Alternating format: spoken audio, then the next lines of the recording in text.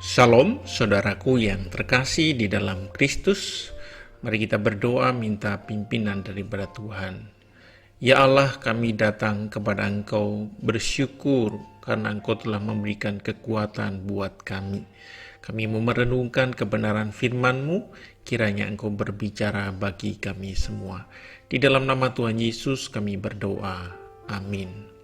Roma 8 ayat 26 demikian. Sekalipun demikian, Roh datang membantu kita dalam kelemahan kita, sebab kita tidak tahu bagaimana harus berdoa. Tetapi Roh sendiri berdoa untuk kita dengan keluhan-keluhan yang tidak terucapkan.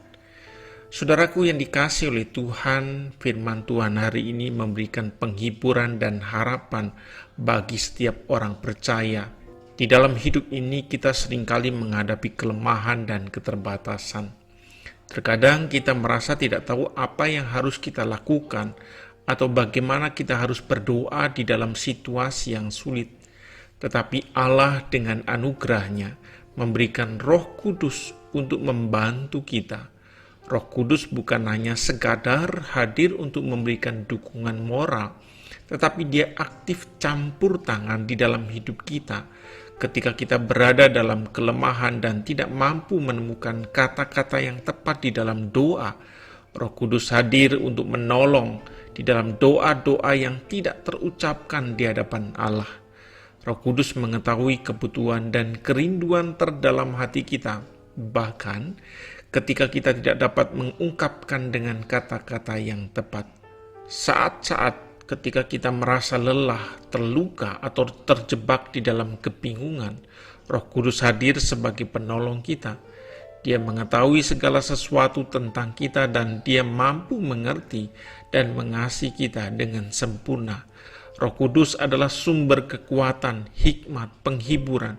Dia membawa kita ke dalam hubungan yang lebih dalam dengan Allah dan mempersembahkan doa-doa yang sesuai dengan kehendak-Nya. Firman Tuhan hari ini mengajarkan kepada kita untuk tidak merasa terbebani dengan kelemahan dan ketidakmampuan kita. Allah tidak membiarkan kita berjuang sendirian, tetapi Dia memberikan Roh Kudus-Nya untuk menolong, berdoa kepadanya. Mari kita belajar untuk bergantung pada Roh Kudus dan mengizinkannya memimpin hidup kita. Ketika kita berdoa, marilah kita percaya bahwa Roh Kudus hadir di dalam kita, membimbing dan menolong berdoa kepada Allah. Mari kita memberikan waktu bagi Roh Kudus untuk bekerja di dalam hidup kita, memperbaiki kelemahan kita, memberikan hikmat, kekuatan, dan penghiburannya. Di dalam keterbatasan kita, Allah menunjukkan kuasa-Nya melalui Roh Kudus yang bekerja di dalam kita. Hari ini izinkanlah Roh Kudus memimpin hidupmu, mempersembahkan doa-doa yang tidak terucapkan dan memberikan kekuatan di dalam kelemahanmu. Bertekunlah di dalam doa dan percayalah kepada Allah melalui Roh Kudus akan memenuhi kebutuhanmu sesuai dengan kehendak-Nya yang sempurna. Amin. Kita berdoa. Ya Allah, kami bersyukur karena Engkau mengutus Roh-Mu yang kudus untuk menolong kami di dalam kelemahan kami.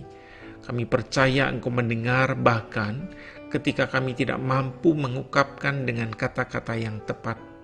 Hari ini kami menyerahkan hidup kami kepadamu dan memohon agar Roh Kudus memimpin, membimbing setiap langkah kami.